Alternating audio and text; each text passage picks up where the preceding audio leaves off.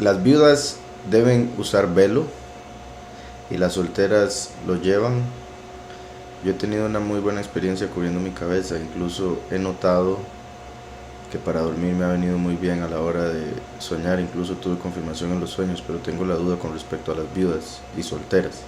En sí, la escritura en, en el Nuevo Pacto, que es normalmente donde se habla más directamente acerca de cuando la mujer debe taparse la cabeza, que es específicamente al orar y al profetizar, aunque se daba en general para las mujeres casadas porque representa el que tienen una cabeza. Ahora, el hecho de que Mashiach se convierte el esposo de la congregación, entonces verá una mujer, se podría decir que una mujer creyente, al tener a Mashiach como soberano, lo tendría como su cabeza, pero no hay algo en la escritura específico que lo mencione, en lo que se refiere a escritura, repito. Y como le digo, lo que habla Pablo en el Nuevo Pacto es acerca de las mujeres cuando oran, cuando profetizan, que se deben cubrir la cabeza para respetar a su cabeza. Y en el Antiguo Pacto lo que vemos es cuando se explica que, por ejemplo, lo del agua de Sotá, que el hombre había sentido un espíritu de celos, entonces llevaba a la mujer a donde el sacerdote. Entonces ahí dice que la mujer se descubría la cabeza, lo cual indica que normalmente andaba con la cabeza cubierta, pero como le digo, ahí está hablando de mujeres casadas. De todas maneras también, ¿verdad? Hay que entender, era muy diferente a como es hoy en día. Tristemente todo ha cambiado para mal. En el pasado las mujeres solían casarse muy jóvenes, entonces eran básicamente niñas mientras estaban en la casa de su papá, y una vez que se casaban se cubrían para respetar su cabeza. En pocas palabras, ¿verdad? Tiene todavía más connotaciones, claramente. Pero qué bendición eso que me comenta de cómo Yahweh le ha confirmado y le ha ayudado también para lo de los sueños. Y como he mencionado, ¿verdad? Es una representación de la cobertura de la Ruach. Dice: ¿podría explicar a fondo lo que conoce sobre el árbol de Navidad que ponen los católicos en fin de año? Bueno, el hecho de que me dice los católicos, no sé si es que es un árbol diferente, porque en sí el árbol de Navidad lo usa casi que todo el mundo, incluso muchos que ni siquiera son cristianos. Muchos por tradición, por ser parte de lo que llaman las fiestas, pero en sí tiene un origen completamente pagano y es una forma, se puede ver que en el pasado, por ejemplo, en lo que vemos en la escritura, aparece la diosa Asherah, la cual adoraban a través de un árbol. Entonces es una representación de la reina del cielo, la que llaman la reina del cielo en Jeremías, por ejemplo, y es un espíritu maligno. Se podría decir que se conoce también como sabiduría diabólica. Por otro lado, también había una creencia en Babel de que después de que Nimrod murió, se metía en los árboles cuando llegaba la época del solsticio de invierno, y si la gente cortaba un árbol en honor a Nimrod, lo llevaba a su hogar y lo adornaba y demás, el espíritu se suponía llegaba y lo mantenía verde, lo mantenía vivo a pesar de estar cortado. También se habla de que los adornos en sí, que hoy en día se ponen como más que todo las esferas o bolas que se ponen alrededor del árbol, se dice que originaron en el hecho de que traían cabezas de los enemigos cortadas como ofrendas para Nimrod, a quien creían estaba dentro del árbol su espíritu, lo que llaman el espíritu de Navidad. También era la época de Saturnalia, que es donde acostumbraban darse regalos los unos a los otros, regalos de ídolos comúnmente, por eso, ¿verdad?, los regalos que se ponen debajo del árbol, que en Saturnalia también es cuando, básicamente al final de Saturnalia es el solsticio de invierno, cuando la gente se une para celebrar Nochebuena y esas cosas.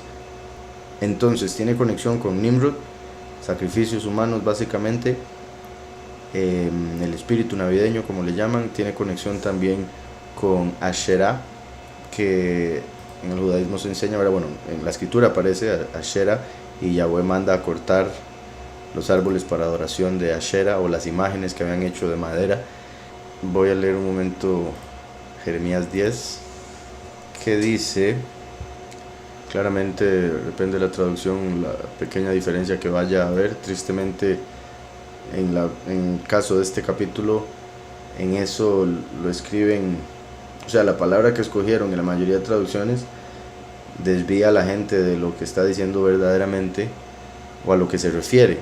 O sea, a la gente en realidad le cuesta hacer la conexión a pesar de que debería ser claro. Dice, oíd la palabra que Yahweh ha hablado sobre vosotros, casa de Israel, así ha dicho Yahweh, no aprendáis el camino de las naciones. Ahora, con solo eso nos está diciendo, no actúen como las naciones, como los paganos, como los que por tradiciones están adorando a Satanás como si fuera todopoderoso, cosas así. No aprendáis el camino de las naciones.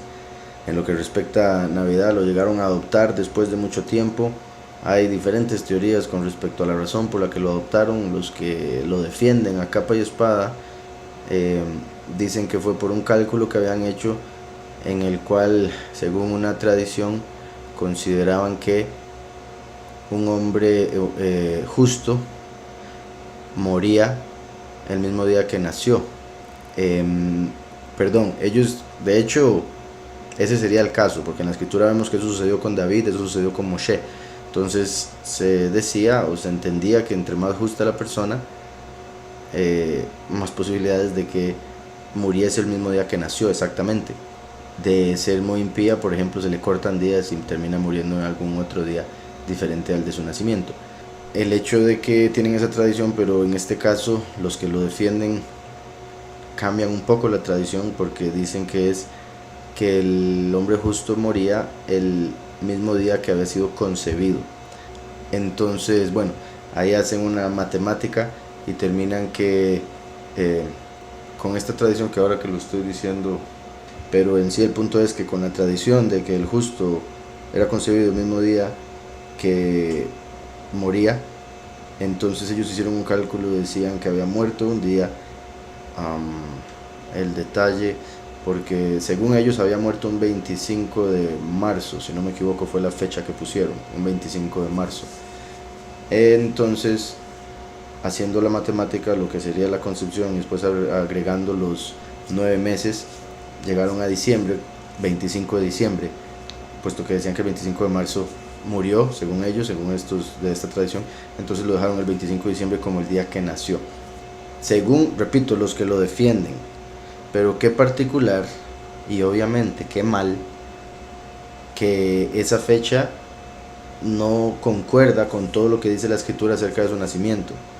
Aunque la escritura no da un día exacto, literalmente, sí que lo diga de una manera específica, sí lo dice a través de otros detalles, de una manera se podría decir escondida. Y en todo caso, incluso sin conocer todos esos detalles, se puede ver claramente que la fecha 25 de diciembre no es, por el clima que habría en Israel y otros detalles que no van de acuerdo a lo que se dice en la historia de la escritura.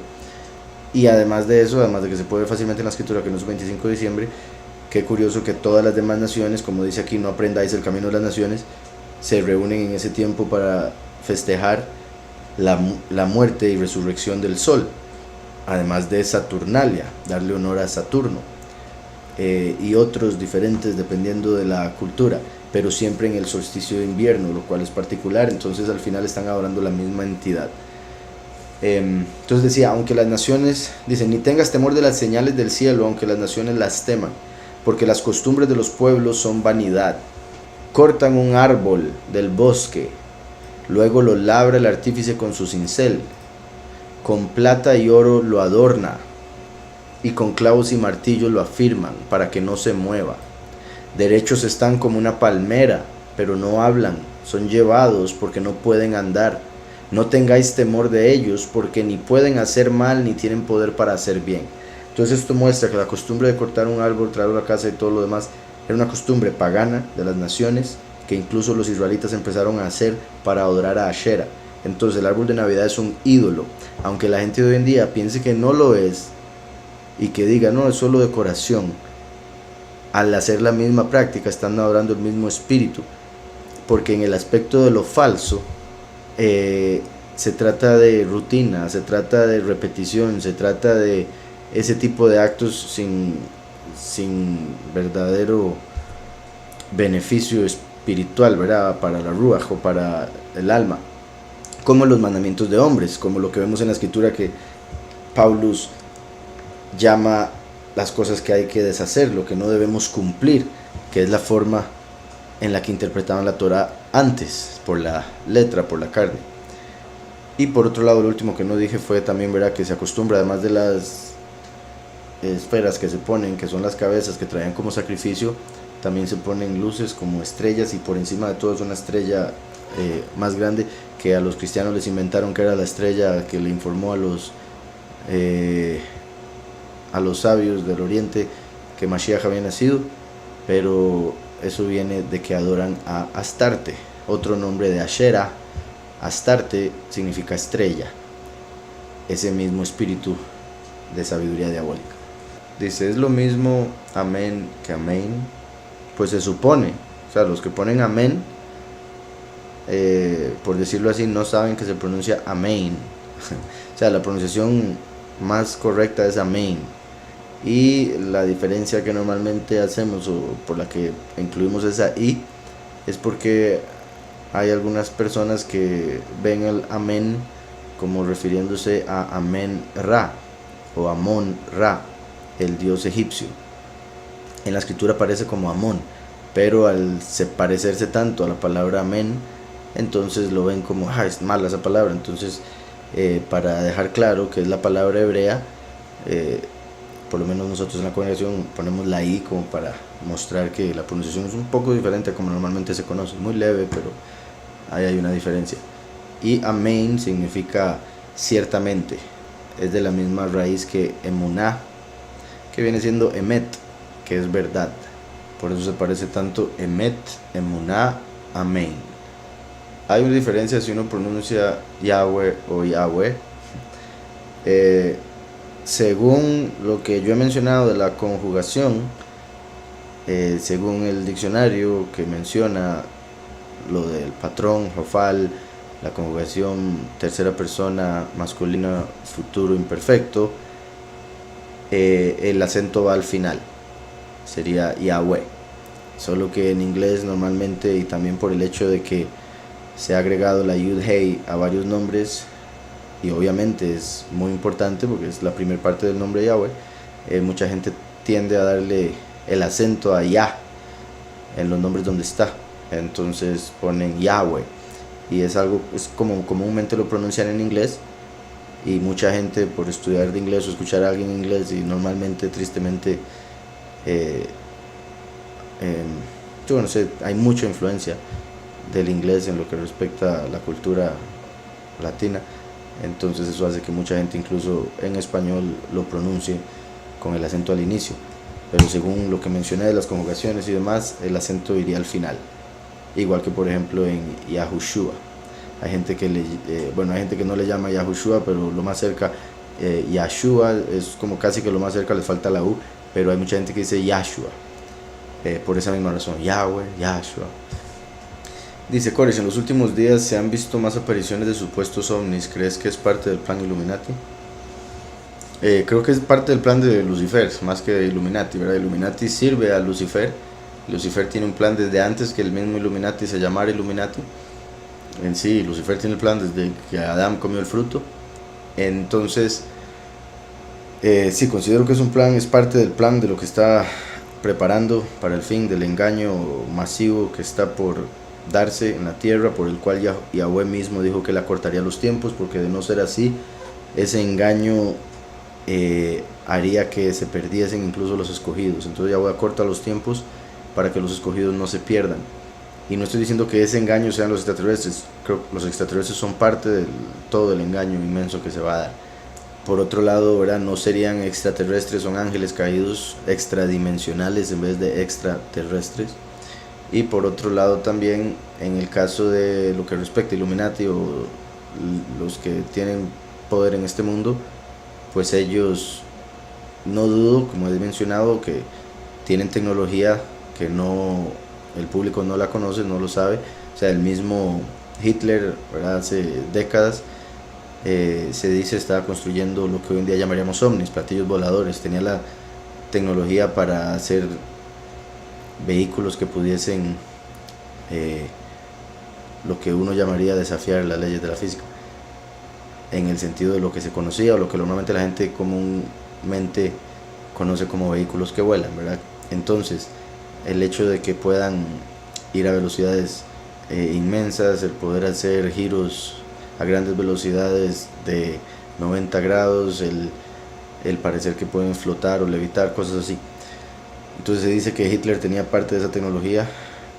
Hay fotos de cosas que él había construido.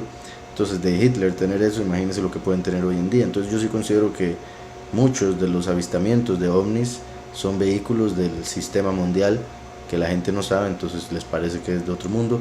Además de que la tecnología, en cierta forma, o el conocimiento sí vino de otra dimensión, ¿verdad? Vino de estos ángeles caídos.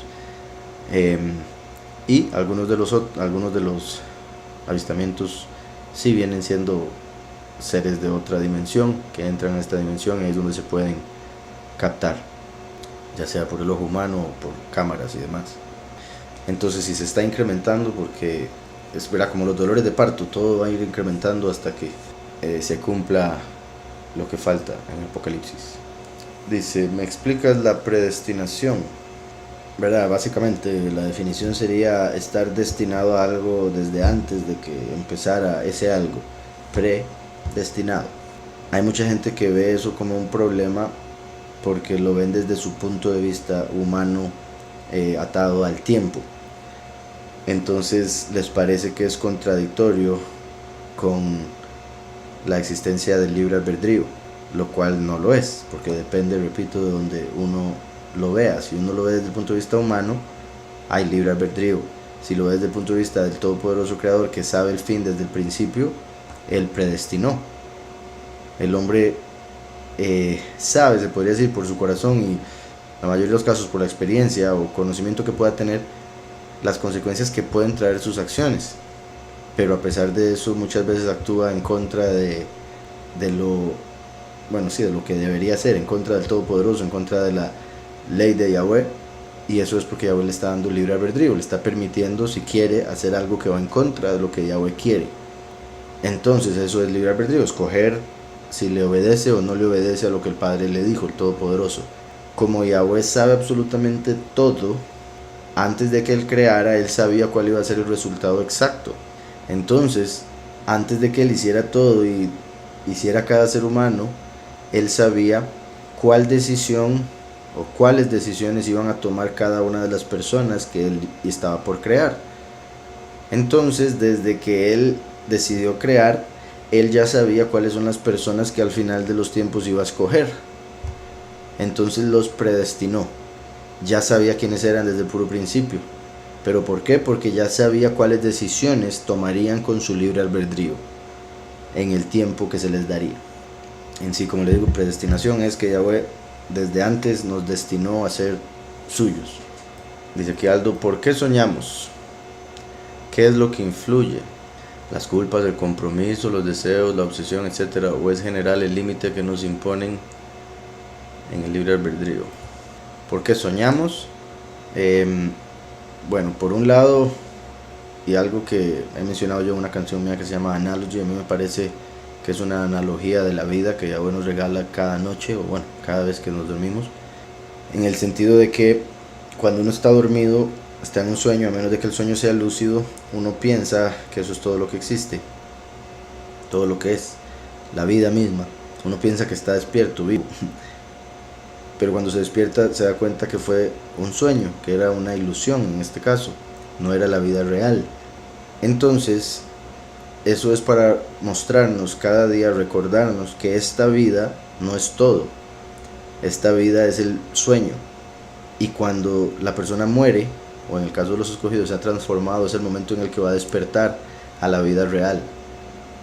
Así como un sueño dura unos segundos, aunque lo sienta o lo perciba como horas, aunque un sueño dura unos segundos, repito, aunque lo perciba como horas, son solo unos segundos comparados con, por ejemplo, una vida de 80 años.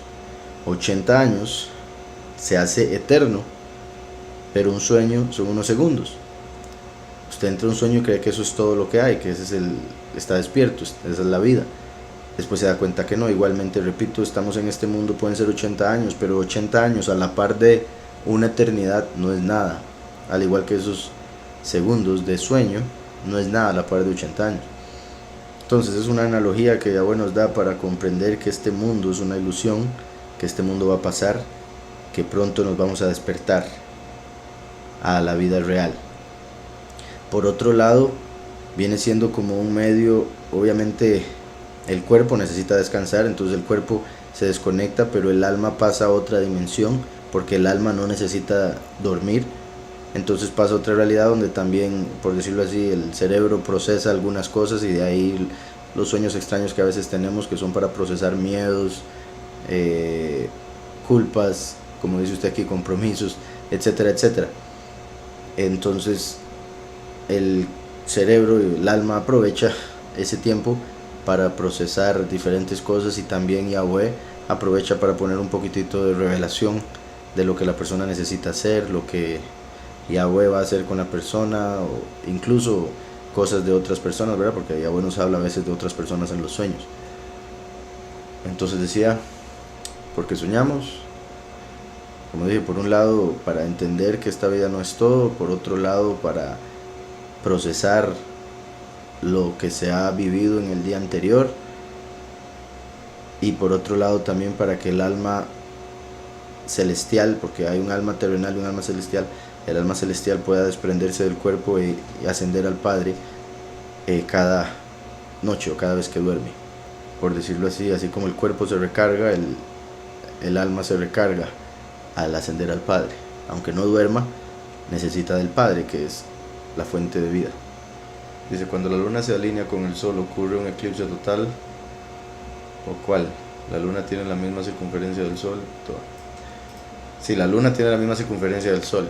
Eso aparece en el libro de Hanok, lo leímos este Shabbat anterior. Ahora, hay dos teorías con respecto a cómo bueno, de fijo hay unas cuantas más, pero dos como principales con respecto a cómo sucede el eclipse. Ahora, se supone, ¿verdad?, según la gente dice, por lo de la NASA y todo lo que han inventado, que nos han enseñado de la escuela, cuando es un eclipse, pues aquí me habló de eclipse lunar, si no me equivoco, dice, cuando la luna se alinea con el sol ocurre un eclipse. Si se supone que si la luna pasa al frente del sol, ¿verdad?, lo eclipsa, ese sería eclipse de sol. Pero a veces se dice que la Tierra está en medio, entonces ahí sería un eclipse de luna, ¿verdad?, según lo que nos dicen. En lo que respecta el pasado, las culturas antiguas que también podían predecir los eclipses, algunas en particular consideraban que en el cielo hay un par de astros que no tienen luz visible para el ojo humano, entonces son básicamente invisibles en todo momento, hasta que pasan por delante de un astro como el sol o la luna, que son tan grandes y tienen tanta luz. Entonces ahí llegan a funcionar como filtros que al pasar delante los bloquean. La luz del sol, o en el caso de la luna, pasa como un filtro que hace que se vea roja, o el otro que sería la penumbral, que nada más se ve como una sombra, como si tuviera algo por encima, un velo. Pero sí, la teoría más simple es que uno pasa delante del otro. Ahora, en el caso, bueno, sí, ese sería el caso del eclipse de luna, que hay uno de estos filtros, como les llamo yo, o astros que no tienen luz visible para el ojo humano, que es el que tapa el sol, y otro que es el que tapa la luna. Entonces se hablaba de que uno era masculino y otro femenino. Algunas culturas, bueno, una en particular lo veía como dos lobos que se comían el sol o la luna. Dice por acá, ¿puedo explicar Devarim 4:15 al 18? Eso incluye la menorá. Que vamos a ver, Deuteronomio 4:15 al 18. Guardad pues mucho vuestras almas, pues ninguna figura visteis el día que Yahweh habló con vosotros de en medio del fuego. Ahí está hablando, cuando Yahweh habló, no apareció con ninguna figura como para que pudieran dibujarlo o hacer una estatua de esa figura. Apareció a través de un fuego porque el fuego cambia constantemente en el sentido de su imagen, pero se mantiene caliente en todo momento. Entonces Yahweh no cambia en el sentido de como el fuego siempre es caliente, siempre quema, pero no tiene una imagen específica como el fuego cambia constantemente. Entonces dice: guardad pues mucho vuestras almas, pues ninguna figura visteis el día que Yahweh habló con vosotros de en medio del fuego, para que no os corrompáis y hagáis para vosotros escultura, imagen de figura alguna, efigie de hombre o de mujer, figura de algún animal que está en la tierra, figura de algún ave alada que vuele por el aire, figura de algún reptil que se arrastre sobre la tierra, figura de algún pez que haya en el agua debajo de la tierra. Entonces, me dice, ¿incluye eso la menorá? Claramente no, porque aquí está hablando de criaturas. El punto es no adorar la creación, no adorar algo que Yahweh creó como si fuera el creador, que es lo que menciona Romanos 1, que terminó haciendo la mayoría de la humanidad, tristemente. Aquí se está refiriendo a no hacer una estatua, imagen, figura, dice hombre, mujer o animal. Y por si algo, incluso si fuese o sea, digamos, por ejemplo, en el caso de los musulmanes que tienen una piedra y la idolatran, eso también es idolatría. No tiene forma de humano ni de animal, pero es materia, es una creación. Están adorando una creación como si fuera el creador, es idolatría. Entonces este mandamiento, ¿verdad?, como el de también Éxodo 20, está hablando de idolatrar. En el caso de la menorá, es un símbolo que representa la congregación. Uno no se inclina o adora o besa, bueno, algunos judíos lo hacen, pero la menorá. Por otro lado, en el caso de, por ejemplo, hay católicos que justifican la idolatría que hacen en el catolicismo porque mencionan los querubín que estaban sobre el arca del pacto. Dice, Yahweh mandó a hacer querubín para el arca del pacto, entonces están bien las imágenes, pero no entienden que los querubín del arca son el respaldar y los braseros. Representan los querubín que cubren el trono, que rodean la presencia de Yahweh. No representan a Yahweh, son unos querubín que estaban ahí, repito, como el respaldar del trono de Yahweh. Entonces son, como uno podría decir, adorno. En el sentido más básico son como un adorno. En el sentido espiritual representan a los querubín que rodean el trono de Yahweh, como lo menciona Apocalipsis. Entonces lo que se adora es la presencia que está sobre los querubín, lo invisible, lo que se sienta en el arca. No se adora el arca. Y bueno, hoy en día ni está el arca, pero cuando estaba. Entonces no está incluyendo la menorá, no está incluyendo nada lo del templo, obviamente, porque obviamente sería muy contradictorio.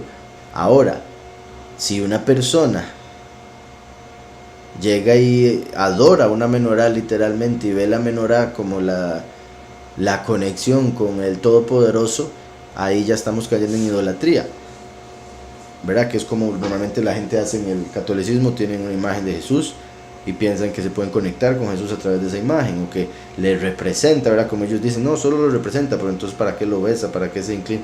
Y aún así, la escritura dice que no hay que hacer eso. O sea, nada en lo absoluto, como dice acá. Figura, efigie de hombre o de mujer, ¿verdad? Ahí está María y demás. Entonces, espero haya quedado claro. Y por si algo, bueno, ya había explicado el primer verso, lo del fuego. También el hecho de que menciona el fuego tiene que ver entonces con el fin de los tiempos, cuando viene a destruir la idolatría con el fuego consumidor. Dice, para que no os corrompáis y hagáis como para vosotros escultura, imagen de figura alguna, efigie de hombre o de mujer, figura de algún animal que está en la tierra, figura de alguna ave alada. Sí, ya había leído todo y explicado todo. Espero haya quedado claro. Bendiciones. ¿Qué argumentos bíblicos puedo usar para refutar a un judío cuando dice que un humano no puede pagar por los pecados de otro y que la Torá prohíbe sacrificios humanos? Bueno, lo primero refutar a un judío cuando dice que un humano no puede pagar por los pecados de otro. Eso es una mentira que muy comúnmente usan los judíos, y considero que algunos lo dicen porque no están muy bien informados en judaísmo, y no que yo lo esté demasiado, pero por lo menos es este punto que voy a mencionar. En el judaísmo tienen la interpretación o enseñanza o tradición, que casi todo en el judaísmo es tradición, por si algo. Por si algo, en el judaísmo hay mucha sabiduría, que quede claro, y por eso lo menciono mucho, la sabiduría en sí, que he sacado de lo que he leído, que es bastante la sabiduría que hay en el judaísmo, pero tristemente lo que respecta a cumplimiento de Torah es pura tradición, mandamientos de hombres. Y al no reconocer a Mashiach, no llegan a, por decirlo así, entender lo valiosa que es la sabiduría que tienen en su poder, en sus manos. Porque al no tener a Yahushua, que es la llave del conocimiento, no logran accesar lo más importante de esa sabiduría que ya tienen en sus libros. Pero bueno, en el judaísmo dicen que hasta hace un tiempo, bueno, ya varios siglos, de hecho creo que como para la destrucción del templo, se acabó el mérito que el pueblo tenía por los patriarcas. O sea, que el pueblo había sido perdonado muchas veces por cosas que habían hecho los patriarcas. De hecho, mencionan como muy especial el mérito de Isaac, que estuvo dispuesto a ser sacrificado.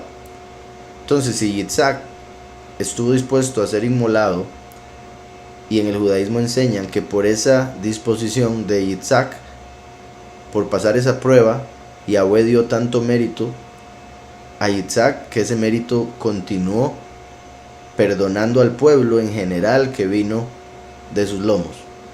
Entonces, durante siglos, milenios, dijeron por el haber sido Isaac, por haber pasado la prueba de Isaac, por el sacrificio de Isaac, que eran perdonados. Entonces, me parece muy hipócrita y muy contradictorio que después esa tradición o esa fe que ellos tienen la olviden cuando se trata de Yahushua y digan todo lo contrario, que el mérito de un hombre no puede ayudar a nadie más. Si, repito, el mérito de los justos, ellos consideran que sí los ayuda a ellos, que Yahweh sí puede perdonarles a ellos por cosas que hayan hecho, ya sea sus antepasados o los rabinos o los justos, los que ellos consideran justos.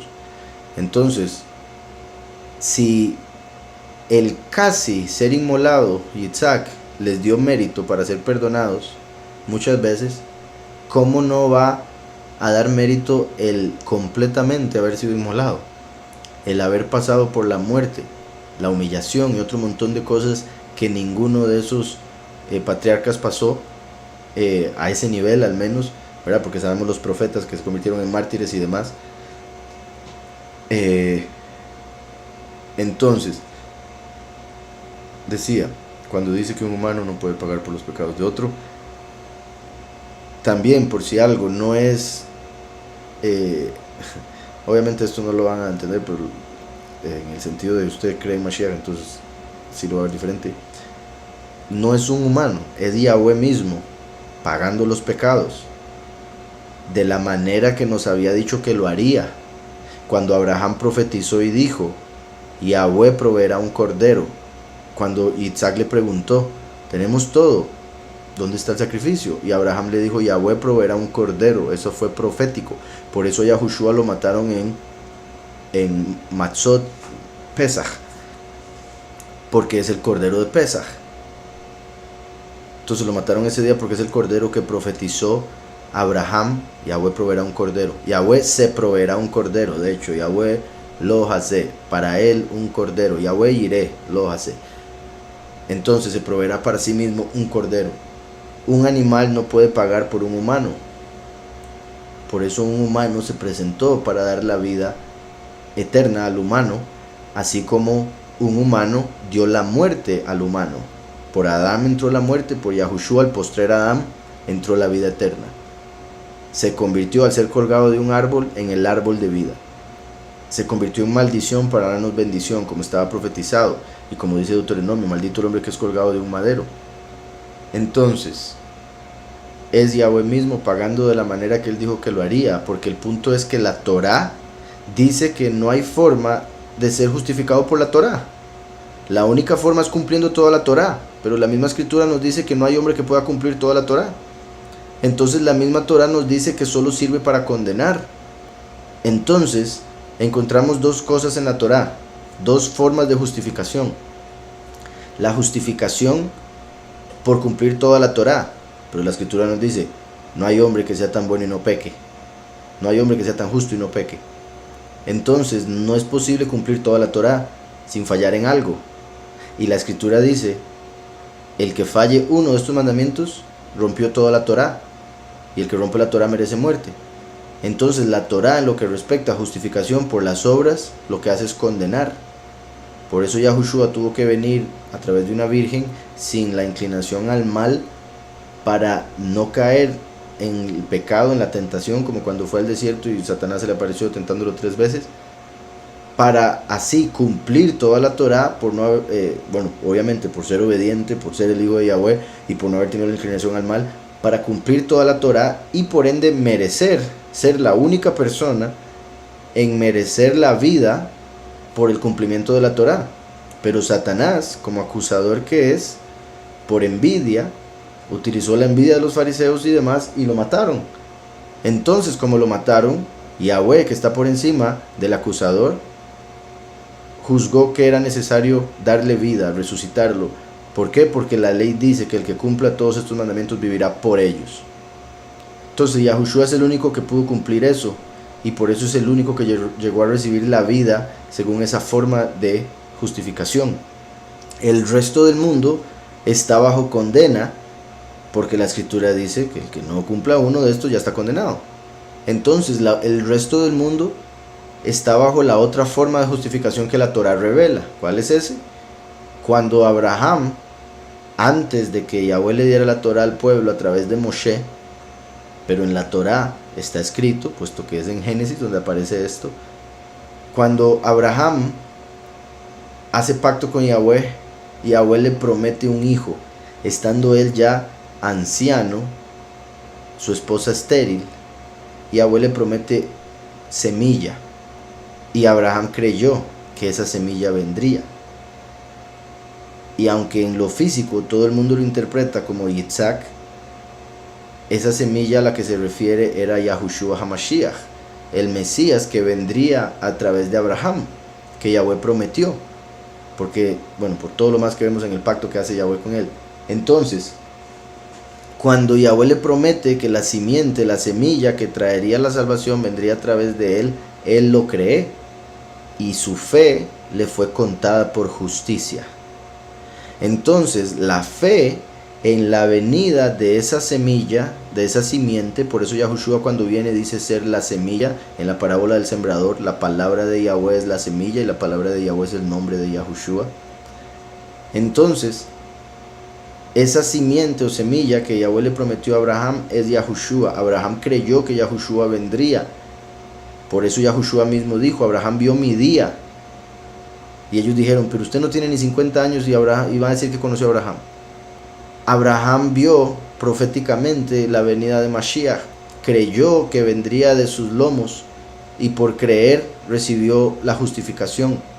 Entonces, somos hijos de Abraham por la fe en Mashiach, que es la que nos justifica. ¿Cuál Mashiach?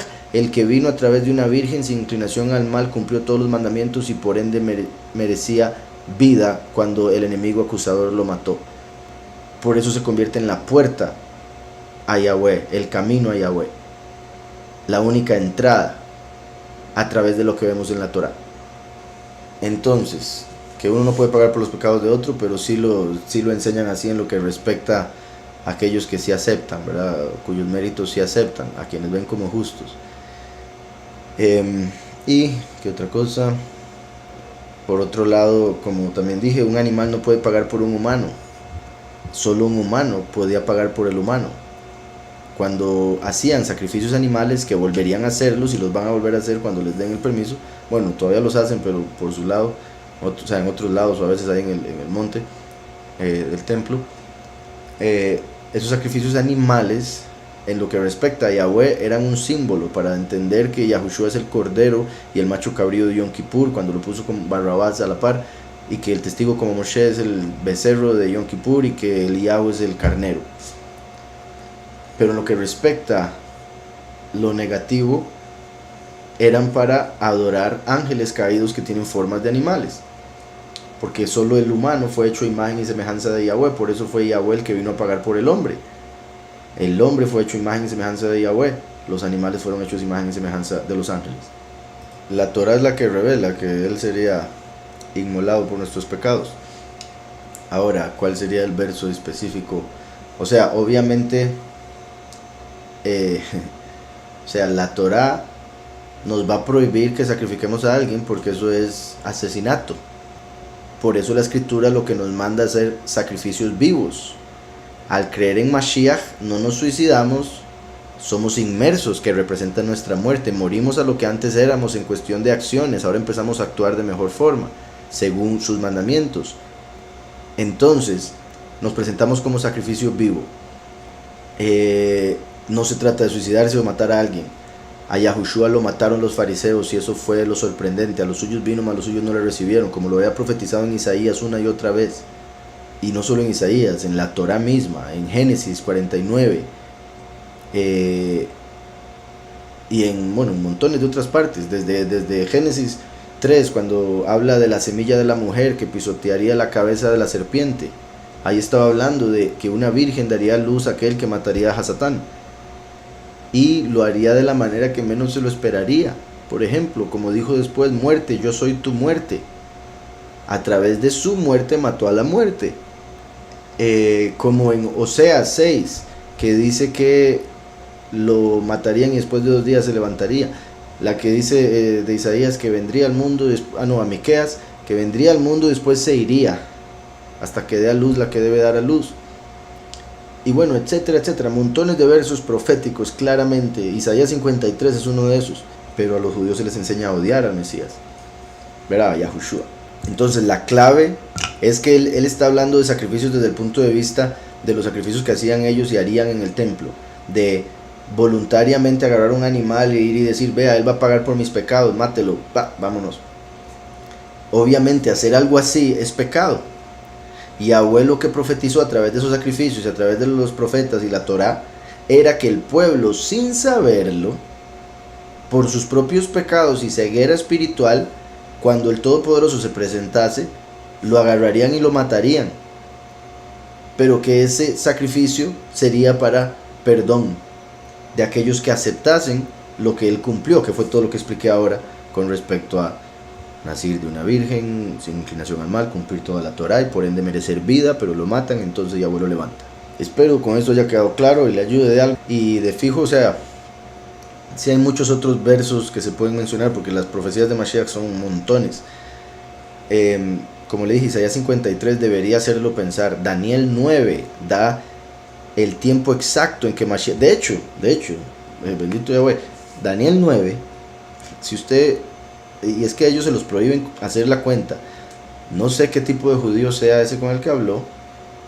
No sé cuán ortodoxo, cuán secular, ashkenazí, sefardí o lo que sea. Entonces depende de varios detalles para saber qué aceptaría escuchar, por qué, qué es lo que le han prohibido sus rabinos leer, etc. Entonces debería leer Isaías 53, donde dice que él sufriría por nuestros pecados. Los judíos después de Mashiach metieron la interpretación de que ahí se refiere a Israel, pero él debería investigar y se daría cuenta que más atrás, y no solo más atrás, otras opiniones de rabinos, incluso después de Mashiach, dicen que ese capítulo se refiere a Mesías. O aunque no acepten a Yahushua como Mashiach, hay interpretaciones judías que dicen que Isaías 53 se refiere al Mesías. Entonces, hay muchos judíos que se han convertido a Yahweh por leer Isaías 53. Hay gente que se los lee y los judíos piensan que les están leyendo el nuevo pacto, que les están leyendo el Nuevo Testamento. Y cuando les dicen que es Isaías, se sorprenden porque ven que es obvio que está hablando de Yahushua el Mesías. Por otro lado, como decía, Daniel 9 es clave, porque no solo da la fecha en que aparecería, Dice el año exacto en el que el Mesías aparecería. Y por los problemas de calendarios de hoy en día, pues puede haber diferencia dependiendo de cuál calendario se apegue, una diferencia de unos 2, 3, 4 años. Pero el punto es que uno puede decir, ok, alrededor de esta época fue que nació, en esta década tuvo que haber nacido.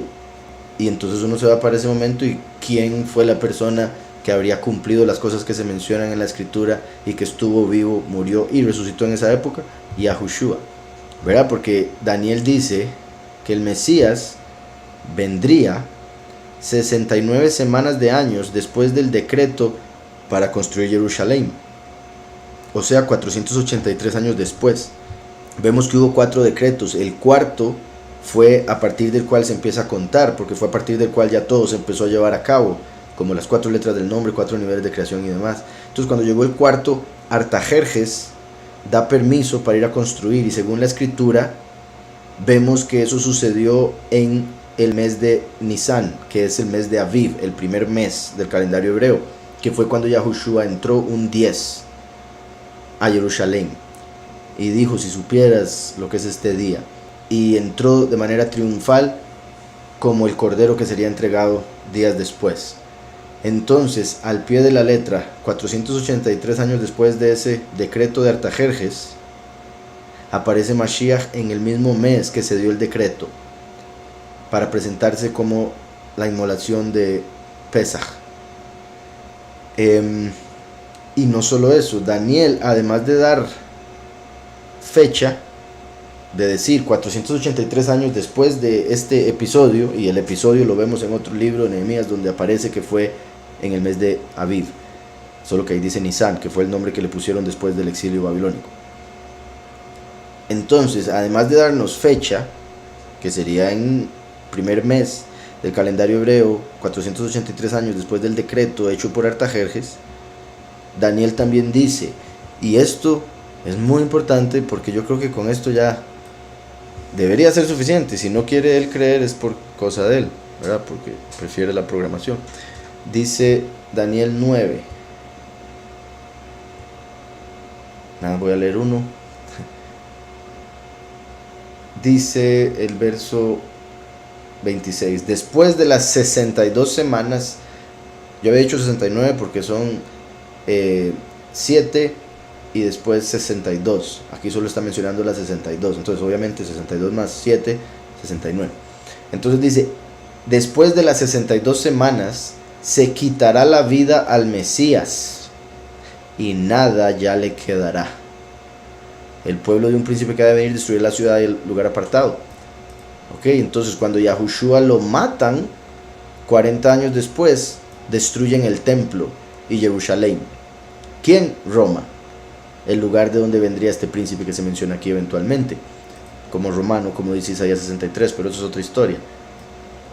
Entonces, por si algo en hebreo dice Mashiach será cortado, pero en hebreo se entiende que ser cortado se refiere a morir, y más que eso, se refiere a ser cortado del pueblo de Israel, y eso fue lo que el pueblo quiso hacer con Yahushua, cortarlo, como si no fuera israelí, diciendo que era de adulterio de Miriam con un soldado romano llamado Pantera. Entonces, que es parte de la tradición de los judíos en el Talmud y demás. Entonces, en Daniel 9:26 habla claramente que el Mesías sería asesinado. ¿Con cuál razón? La de Isaías 53. Entonces, en Daniel 9:26 dice que sería asesinado. En Isaías 53, ¿por qué sería asesinado? Por nuestros pecados. Dice por acá, ¿qué significa que el Cordero fue inmolado antes de la fundación del mundo? Se puede ver de dos maneras. Una, o sea, las dos serían espirituales porque todavía no estaba la creación del mundo, que es la material, pero voy a usar términos similares. La más simple, similar a lo que mencioné ahora de la predestinación. Como Yahweh tuvo la voluntad de crear, su voluntad es la Ruach HaKodesh, el espíritu apartado. Como Yahweh tuvo la voluntad de crear todo, Él hizo una imagen suya que es su palabra Yahushua, la palabra de Yahweh, a través de su voluntad, que es la Ruach, así como la mente, Yahweh piensa, la Ruach, y después habla, la palabra, Yahushua. Entonces, mente, pensamiento y palabra, Yahweh, la Ruach y Yahushua. Como todo iba a ser creado a través de la palabra, todo fue creado a través de Yahushua. Y como Yahweh, la Ruach y por ende también Yahushua sabían absolutamente todo lo que iba a suceder en el mundo que estaban por crear, entonces Yahushua, desde antes que se creara todo, ya se había entregado, en el sentido de que estaba dispuesto y sabía que iba a tener que eventualmente en el mundo del tiempo entrar y morir. Entonces él, desde antes de que se creara todo, ya se había entregado por nosotros, porque ya había tomado la decisión. Y en ese aspecto, en ese sentido, como dice la escritura, él no es hombre para mentir, ni hijo de hombre para arrepentirse.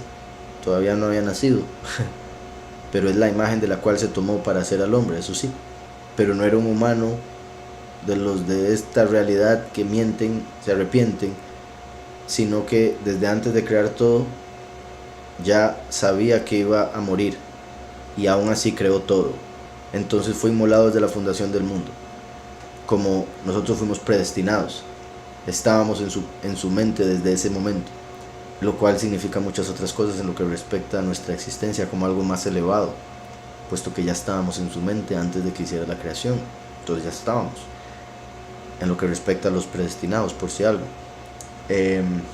lo cual va para más cosas. Pero para continuar con la pregunta, la otra interpretación o la otra forma de verlo tiene que ver con el hecho de que, y es que no sé, hermana, si, bueno, si no sé si usted sigue los estudios de la congregación, que le recomiendo, ¿verdad?, seguir el camino de Yahweh, ya sea en la página nuestra, losdelcamino.net, o por el YouTube, si busca el canal El Camino de YHWH, ahí nos puede encontrar y ver los estudios. Le recomiendo ver, por ejemplo, bueno, Filipos, bastante profundo, es el que estamos ahorita terminando, es bastante profundo, pero es bastante poderoso.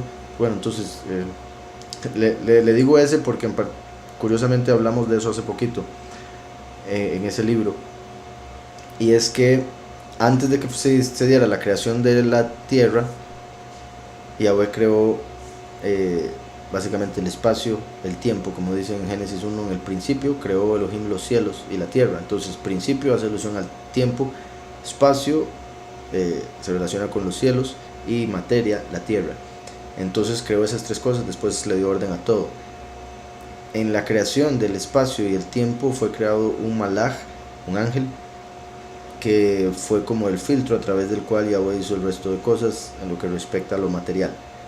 Cuando esto sucedió, este ángel fue hecho a través de la sabiduría, una vez que se separó de la verdad, y fue ahí, por esa separación, esa división, que se creó el espacio lleno de oscuridad. Así como también, por otro lado, lo he mencionado con respecto a la contracción del Padre para hacer un espacio en sí mismo donde pudiese haber materia, y al él contraer su luz dejó ese espacio en oscuridad. Esa oscuridad también, repito, relacionada con la separación que hubo de la sabiduría y la verdad, entrando la sabiduría a esta realidad y bajando niveles hasta quedar, por decirlo así, atrapada en la tierra, en la materia. Entonces Yahushua, el Mesías, que es la verdad, empezó a descender niveles desde la realidad del Padre para llegar a rescatar la sabiduría, que fue lo que hizo a través de venir al mundo y morir por la humanidad. Entonces el proceso de bajar a este mundo para recobrar la sabiduría, la Ruach, que quedó atrapada, por decirlo así, en esta realidad, y llevarla de vuelta al Padre, ese proceso empezó desde la fundación del mundo. Entonces empezó a bajar y bajar y bajar, por decirlo así, por ende ser inmolado, en el sentido de que sacrificó el estar con el Padre durante mucho tiempo para poder venir a salvarnos a nosotros, y por eso estaba tan deseoso de ascender al Padre cuando resucitó. Entre otras cosas, por eso le dijo a Miriam que no lo agarrara, porque tenía que ir al Padre, estaba deseoso de ir al Padre, porque había estado separado de él. Y como decía, desde la fundación del mundo, según los libros que se conocen como gnósticos, Mashiach salió de la presencia del Padre y no pudo volver a entrar sino hasta que entrara a esta realidad y muriera. Entonces se creó una realidad intermedia, dicen los libros gnósticos, donde pudiese estar esperando el momento en el que llegase aquí. Dice después Isaías 1:18, la parte que dice, aunque sean rojos como carmesí, la palabra hebrea para rojo es Adam, y para carmesí es Tolá, un gusano que pinta rojo. ¿Cómo se conectaría con Mashiach? Dice Isaías 1:18, venid luego, dice Yahweh, y estemos a cuenta, ¿verdad? Refiriéndose a juicio, venga y hablemos de lo que me debe. Y dice, aunque vuestros pecados sean como la grana, o sea, aunque estés lleno de pecados, como la nieve serán emblanquecidos. Aunque sean rojos como el carmesí, vendrán a ser como blanca lana. Aquí donde dice rojos como el carmesí, en hebreo dice, donde dice rojos dice yadimu, que viene de Edom, que es rojo, yadimu. Y dice catolá, como el tolá, como el gusano tolá. Ahí ponen carmesí. Carmesí es el color que salía de ese gusano. Es un gusano, puesto que el hebreo es concreto, hablan de la fuente en sí, de ese color, que es un gusano específico, que de hecho le llaman el gusano carmesí. Ahora, por si algo con lo que voy a decir, estaba viendo una noticia judía en la cual al parecer ya están preparando el tinte para el cordón el cordón carmesí que se ponía en el templo para Yom Kippur, que se vuelve blanco cuando hacían el sacrificio del macho cabrío. Entonces dicen que ya encontraron el gusano y están haciendo los tintes para preparar todo para el templo. Entonces mucha gente ve eso como una señal de que está a la vuelta de la esquina la construcción del templo. Y digo eso porque aunque en la foto que vi se parecía el color, no sé si sea exactamente el mismo gusano. O sea, es que puede ser que el que presentaban era otra familia de ese mismo que se le llama carmesí, porque sí aparecía con el nombre carmesí, pero me parecía un poco diferente a otro carmesí que he visto. Entonces puede ser que sea familia, puede ser que sea una especie similar. Ahora bien, la pregunta decía, la parte que dice aunque sean rojos como carmesí, la palabra hebrea para rojo es Adam. Bueno, sí, como dije, Edom, pero sí, la raíz se conecta con Adam, porque Adam significa que fue sacado de la tierra roja, del suelo rojo. Y para carmesí es Tolá, un gusano que pinta rojo. ¿Cómo se conectaría con Mashiach? Curiosamente, este gusano Tolá tiene una particularidad muy sorprendente, y es que, vamos a ver si logro abrir algo acá para decirlo todo en orden. Este gusano Tolá, bueno, de hecho la vez pasada lo mencioné en la congregación, tristemente no quedó grabado y hace poquito volví a hablar del tema porque estábamos viendo en Filipos cómo Yahushua, al darnos la Ruach HaKodesh, es como que nos dio una madre, o la madre espiritual, como cuando dijo, ¿quién es mi madre y mis hermanos sino los que hacen la voluntad de Yahweh? Cuando llegaron a decirle que su mamá genética lo estaba buscando, y él dijo, ¿quién es mi mamá sino los que hacen la voluntad de Yahweh? No reconoció a su mamá en ese momento porque su mamá en ese momento pensaba que él estaba loco. Entonces, el gusano, curiosamente, de esta especie, Tolá, porque en otras partes aparece la palabra gusano, pero es otro el gusano que se menciona. En este caso, el carmesí es un gusano rojo que se sube a un árbol y se clava a sí mismo en el árbol hasta que después de 3 días, bueno, por si algo está llena de crías, cuando sube al árbol y se clava al árbol, hasta morir, y una vez que muere, pasa 3 días ahí, y sus crías salen y se la comen. Entonces se sacrifica a este gusano, en sí la madre Tolá se sacrifica para ser el alimento de sus hijos, y la forma en que se sacrifica es subiendo a un árbol, y al clavarse, siendo el gusano rojo, rojo, rojo, se ve como si se llena de sangre el árbol, pero después de 3 días se vuelve blanco, blanco, y se lo lleva el viento, como dando a entender esto de que aunque sean rojos como el carmesí, serán blancos como la lana. El gusano es rojo carmesí, de hecho se llama carmesí.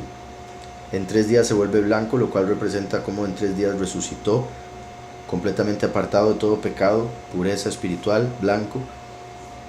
Se convirtió en el alimento espiritual de los escogidos, porque comemos de él el matzá y el vino, su carne y su sangre, y es el alimento que nos da vida eterna, lo que nos llena del espíritu, que es como la madre, y por eso es la Tolá, madre, la que sube. Se clava en un árbol, así como Yahushua fue clavado en un madero, para dar su sangre por nuestros pecados, que son como el carmesí. Y después de 3 días fue apartado, levantado de los muertos, completamente puro, blanco, para ser el alimento de los hijos de Yahweh, los hijos de la Ruach HaKodesh. Dice aquí, exactamente es porque cuando la hembra de esta especie de gusano está preñada, ella se dirige a un árbol o arbusto y se mantiene fuertemente pegada hasta perforar su piel. Ella usa su misma piel para pegarse a la rama y no poder moverse más, fijando así su destino irreversible del que nunca más saldrá. Pero este era su plan, porque sus hijos están dentro de ella a salvo de cualquier ataque de insectos o aves. Dice, luego de esto, cuando ellos crecen y son extraídos del vientre de su madre, y eventualmente después de sobrevivir, ellos empiezan a comer del cuerpo aún viviente de su madre.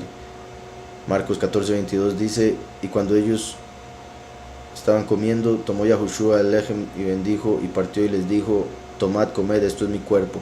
Ambos, el Mesías y el Kermes vermilio, que es el nombre que le dan científicamente al gusano, dice, sacrifican la carne de sus propios cuerpos voluntariamente en un árbol para que sus hijos vivan. Así es que la próxima vez que, aquí dice lo otro que mencioné ahora.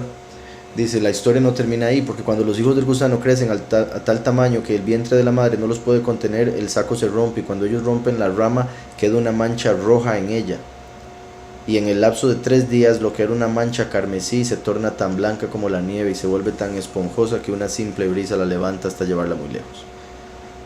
Entonces se da una enseñanza poderosísima a través de este gusano llamado Tolá en la escritura, y por eso dice eso la escritura, y se refería a cómo, de hecho, se puede decir, y eso se lo podría ustedes decir a un judío, le ayudaría, puesto que fue el mismo hermano que preguntó al respecto, que ese gusano es una representación del Mesías, que sería colgado de un madero, dejaría ahí su sangre, se convertiría en el alimento espiritual de los hijos de Yahweh y de la Ruach HaKodesh.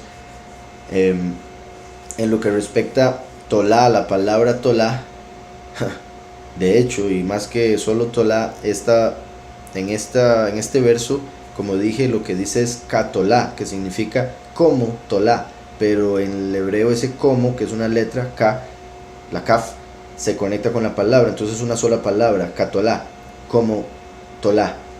Curiosamente la Kaf es una mano, la Tav es una cruz, la Vav es un clavo, la Lamed es el buen pastor, es autoridad, es una vara, es algo que se levanta, es el número 30 en el cual Mashiach empezó el ministerio, y después viene la Ayin, que es un ojo, o la fuente de agua. Entonces se puede ver como que la palabra Katolá nos está diciendo la mano que en la cruz será clavada del buen pastor que inició a los 30 años el ministerio para ser elevado, a ese es al que hay que ver. Esa palabra se puede interpretar como lo que acabo de decir, también se puede interpretar como la mano a la cruz será clavada del Hijo del Hombre, que es el buen pastor que empezó a los 30. Véanlo, es la fuente de vida, es la fuente de agua viva. Ahora, si solo tomamos la palabra Tolá, sería la cruz donde el hombre sería clavado, el buen pastor. Véanlo, es la fuente. Entonces, espero eso haya quedado claro. Y repito, ese es un verso muy sorprendente, como lo que hace ese gusano se manifestó en Mashiach, y por ende por algo Yahweh utilizó este término. Dice aquí, ¿Será posible que algunos de los escogidos pudieran caer en idolatría por los dos testigos, por su prédica? Pues, o sea, sí, en el sentido del error que está latente, pero de ser así no serían escogidos, porque no sabrían, o sea, hay una línea muy delgada entre caer en idolatría o en caer en irrespeto, deshonra, no sujetarse, ¿verdad? Entonces, normalmente estas personas van de un extremo al otro, van de idolatría a, o sea, repito, de un extremo a otro, o obviamente permanecen en uno o el otro. Los dos están mal, por supuesto, porque la escritura habla de sujeción, de orden, de respeto, amor, etcétera. Pero debería estar todo claro en el sentido de lo que dije ahora, digamos, de que van de un extremo al otro, es porque tristemente en lo que respecta a cosas que, experiencias y cosas que he visto desde que, bendito Yahweh, tenemos la congregación El Camino de Yahweh, he visto personas ir y venir, entrar y salir, que al principio tratan de dar una imagen de súper creyentes y amorosos y no sé, como que se pasan un poquitito en el trato y se nota que no es completamente genuino, y que por una cosa que no entienden, por una cosa que sí, que X razón o cosa que se les mete en la cabeza, pasan al otro extremo y obviamente dejan de seguir la congregación, dejan de ser parte, y hasta caen en cosas más negativas como mentiras, o se llegan a, digamos, he conocido varios que, bueno, uno en particular que recuerdo que se fue a una doctrina bastante errada y muy ortodoxa, en la cual ya lo andaban mandando a circuncidarse y todo, después de que se le había explicado semanas antes todo con la escritura, lo que dice Pablo al respecto. Y era una persona que era, cuando hablaba era como, parecía que había mucho amor, parecía que había mucha y era más que todo algo similar a lo que menciona. Obviamente usted está hablando aquí ya de algo más elevado, algo más grande, pero daba ese ejemplo porque al final son los mismos tipos de personalidades, ¿verdad? Los escogidos no van a ser idólatras, es simple, si no, ¿verdad?, no serían escogidos. Por otro lado, Yahushua mismo dijo, Yahweh es mayor que yo. Yahushua dijo, yo soy el camino, ¿verdad? Entonces, Yahushua es el camino, no el destino. Vamos a Yahweh. Por otro lado está escrito que Yahushua por su obra es digno de alabanza. Es Mashiach. Es el sumo sacerdote. Merece todo el honor del mundo por lo que hizo por el mundo. Además de que él mismo lo creó, etc. Entonces, el que Yahweh sea mayor que Yahushua no le quita a Yahushua su honor por el lugar que Yahweh le dio. Y no significa ser idólatra el darle a Yahushua el honor que merece. Igual en todo aspecto la escritura habla de amar al prójimo como uno mismo, y más que eso, ver al prójimo como mayor que uno, y eso va a llevar a que uno actúe de la mejor manera posible. Y eso es algo que yo creo que mucha gente olvida y ni siquiera lo toma en cuenta cuando se refiere a una autoridad espiritual, que sí es algo importante, si es que de verdad la persona ve a esa autoridad como tal, ¿verdad? Lo considera guía. En este caso, con lo que respecta a los dos testigos, al ser los dos testigos, no me extraña que vaya a haber gente que los vea de manera inadecuada, pero en ese caso no serían escogidos, mientras que habrán otros que serán escogidos y que van a amar, respetar, sujetarse, pero nunca le van a poner, o sea, como dije, los dos testigos en este caso no deberían estar en el nivel de Yahweh, así como el mismo Yahushua dice, Yahweh es mayor que yo. Yahushua no se pone al nivel de Yahweh, pero no quiere decir eso que no le demos el honor que se merezca. Espero eso esté claro, porque curiosamente también, por otro lado, en el cristianismo, en el catolicismo, idolatran a Jesús. no conocen a Yahushua, no conocen su persona, no conocen su nombre, como para poder amarlo y adorarlo por quien Él es, sino que idolatran la imagen que les hicieron y le dan el lugar del Todopoderoso. Entonces, aunque se puede parecer, es muy diferente, y por eso digo es una línea muy delgada. El amar, respetar, a pasar a idolatrar. Como he dicho también, todo puede ser un ídolo. Una mamá puede ser un ídolo, un papá puede ser un ídolo, un esposo o esposa puede ser ídolo, un hijo puede ser un ídolo, depende del lugar que tiene en su corazón. Entonces uno debe amar, respetar y honrar a los padres, pero no debe ponerlos en el lugar de Yahweh, quien nos dio esos padres. Entonces es clave tener esas separaciones. ¿Será posible que algunos de los escogidos pudieran caer en idolatría por 2 testigos por su prédica? Okay, bueno, eso último no lo entendí muy bien, por su prédica. Bueno, como dije, no serían escogidos. Y por su prédica no entiendo en qué aspecto. O sea, obviamente los 2 testigos no van a predicar que deberían ser idolatrados. Entonces no sería por su prédica, sería por no entender la prédica. O no, sí, en realidad, por no entender la prédica. Dice que después de caer en error vuelvan a levantarse. En ese aspecto sí, o sea, si cae en error en el sentido de que por alguna razón llegó a idolatrar, de alguna manera que reconoce que es idolatría, se da cuenta del error y pide perdón y acomoda sus sentimientos, pensamientos y demás, pues claro, todos podemos ser restaurados mientras estemos en vida y no hayamos cometido el pecado imperdonable. Dice por acá, bendiciones, ¿puedes explicar a quién se refiere humanidad o al último en Salmos 8, 4, 5 y 6, que dice: ¿qué es el hombre para que te preocupes por él, o el hijo del hombre que lo visites a él? Tú lo hiciste un poco inferior a los malajim, lo has coronado con estima y honor, le hiciste gobernar sobre la obra de tus manos, pusiste todo bajo sus pies. En realidad se puede decir que ambos, pero sí, en general está hablando de la humanidad. Voy a verlo aquí en hebreo, un momento. Salmos 8, bueno, desde el 3. Cuando veo tus cielos, obra de tus dedos, la luna y las estrellas que tú formaste. ¿Verdad? Aquí es básicamente el rey David diciendo, o sea, se puede decir, hablando de sí mismo, sorprendido por el hecho de que Yahweh, siendo tan elevado, tan poderoso, se preocupa por el ser humano, se sorprende de su humildad y de su amor y del regalo tan inmenso que le dio al ser humano, como lo entendía David en ese momento, lo cual termina siendo también profético en el sentido de lo que Yahweh haría a través de Yahushua y el último como hijo de hombre. Por eso menciona hombre e hijo de hombre, ambas palabras. En hebreo dice: cuando veo tus cielos, obra de tus manos, bueno, de tus dedos, perdón, la luna y las estrellas que tú formaste. Dice que es el Enosh, que es el humano, que es el hombre mortal. Sería la interpretación de esa palabra.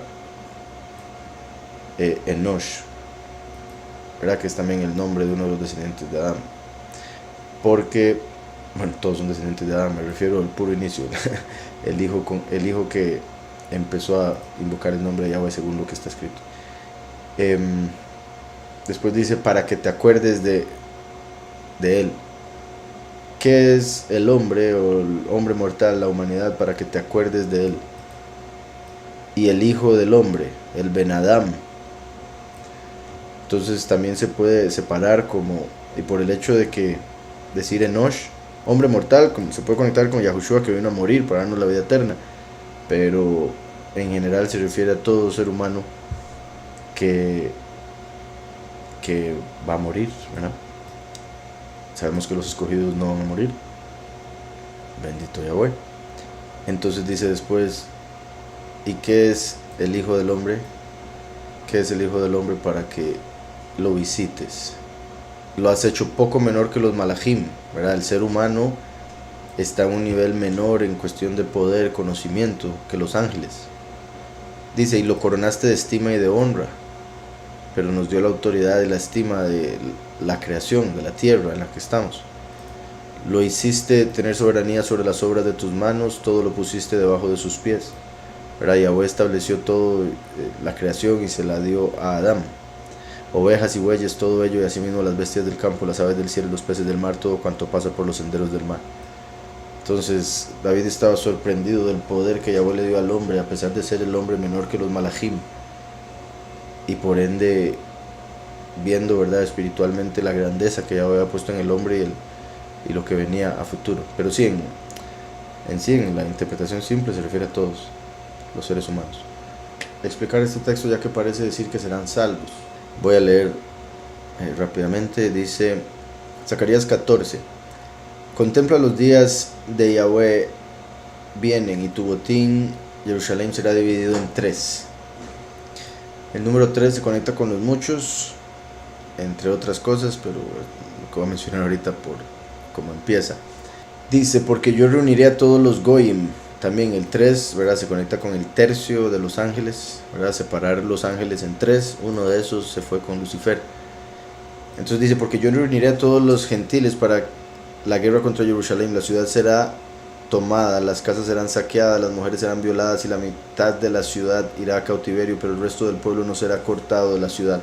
Entonces Yahweh saldrá y peleará contra aquellos Goyim, peleando en día de batalla. Esto se conecta en cierto aspecto cuando viene como el jinete del caballo blanco con un arco, y en un sentido más elevado, una vez que lo matan y resucita el testigo como Moshe, el jinete del caballo blanco, que viene peleando con un arco y con una espada que sale de su boca, como también lo vemos en Apocalipsis 2. Una vez que lo matan, resucita y después va a venir a pelear en la guerra de Armagedón, que es donde ya se va a cumplir, por decirlo así, lo literal de lo que se está mencionando acá, lo más claro, porque en el aspecto de venir como el testigo como Moshe, como jinete, viene a pelear pero espiritualmente, va a estar en el medio del mundo pero espiritualmente, su guerra, físicamente en el mundo, la guerra espiritual. Entonces dice, porque yo reuniré a todos los gentiles para la guerra contra Jerusalén, eso ya lo había leído. Verso 3 dice, entonces Yahweh saldrá y peleará contra aquellos gentiles, peleando como en un día de batalla, porque el último viene como guerrero, Yahushua vino como sacerdote. Bueno, había sacerdotes guerreros por si algo, pero en el caso de Yahushua vino como el sumo sacerdote, vino a traer misericordia, no a traer juicio, lo cual hace el último, que viene a traer la guerra espiritual.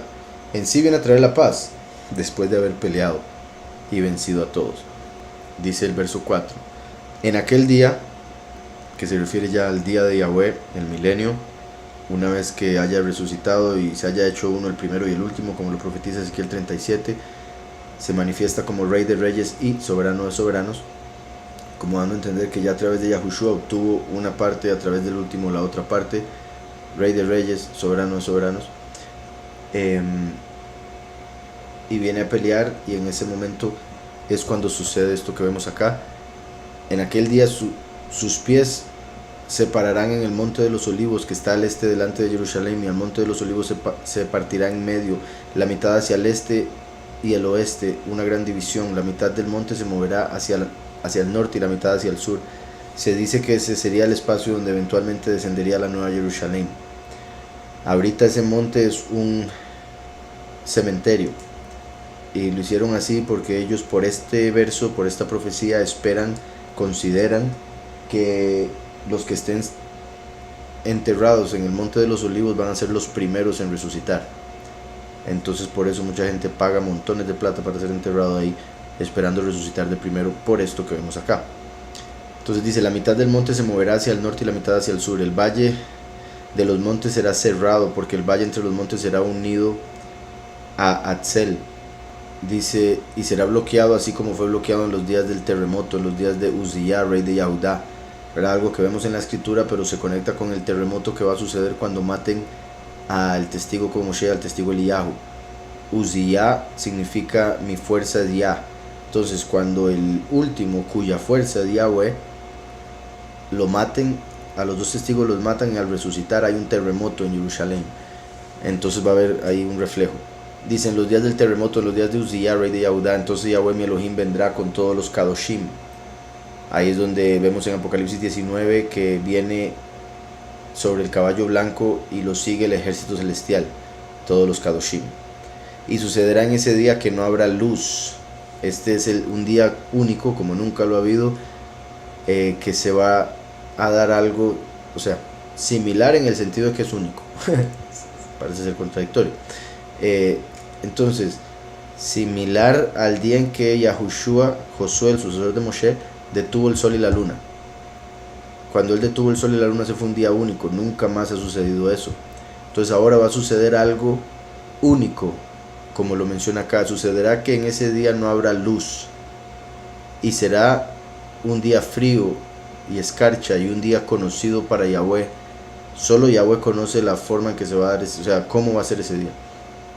Dice, no será ni día ni noche, pero hacia el anochecer habrá luz. Entonces no será día ni noche, no va a ser completamente oscuro, no va a ser completamente luz, quizá por todas las plagas que va a oscurecer el sol una tercera parte, después otras cosas que van a pasar. También es posible que ese día, como dije, se repita algo similar a lo de Josué, que se detenga el sol y la luna. Entonces, si se detiene el sol y la luna por un tiempo extendido, en realidad no es día, no es noche, porque todo está parado. Entonces, puede ser que sea algo así. Además de que dice, conocido para Yahweh no será ni día ni noche, pero hacia el anochecer habrá luz. Entonces, no será día ni noche, no habrá mucha luz, no habrá mucha oscuridad. Pero cuando viene el momento que debería haber oscuridad, cuando viene el momento que debería venir la noche, es donde va a entrar la luz.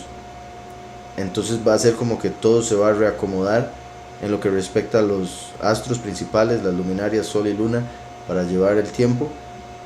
Yahweh va a ser un día especial, ese día único, cuando va a vencer a todos los que se levantan contra él en Armagedón, en el valle de Yahusafat y demás profecías que se mencionan. Cuando ya haya vencido a todos al inicio del milenio, al final de los últimos 7 años, viene con los escogidos. Como dije, me parece que lo que sucedió con Yahushua, conocido como Josué, al detener el sol y la luna, fue un evento completamente profético que representa este día que se está mencionando aquí en Zacarías,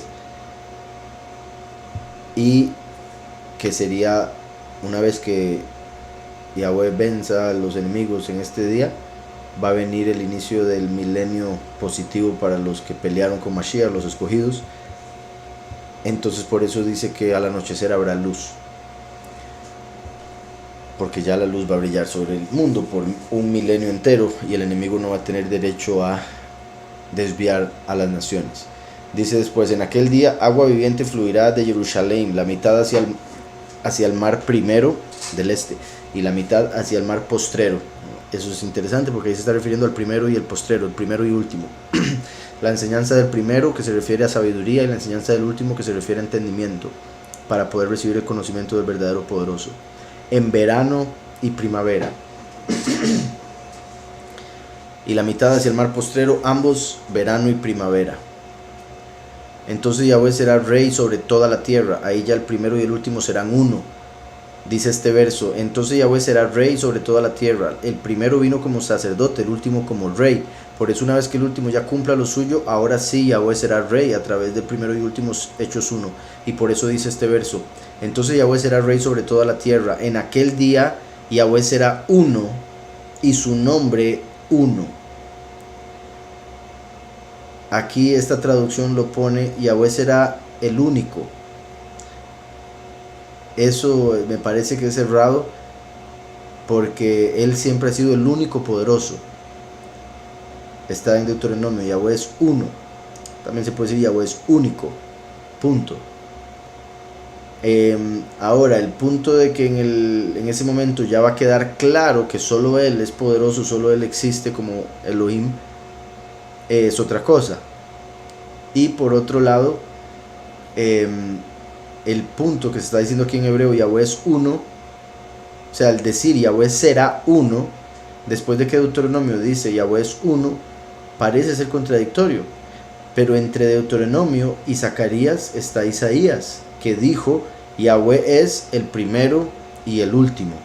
O sea, Deuteronomio dijo Yahweh es uno, Isaías profetizó Yahweh se manifestará como dos en la tierra, primero y último, dos manifestaciones. Y después Zacarías profetiza, y en ese día que se dé esa guerra, Yahweh será uno. después de haberse manifestado como dos. Entonces, en la eternidad es uno. Cuando decidió crear el tiempo, se manifestó de dos maneras diferentes, primero y último. Y en Zacarías profetiza, pero al final será uno. Y su nombre, uno. Ya no lo van a estar llamando por los nombres que les da la gana a la gente, por los nombres que inventaron, por los nombres que el enemigo puso, sino que ya va a quedar claro que su nombre es uno.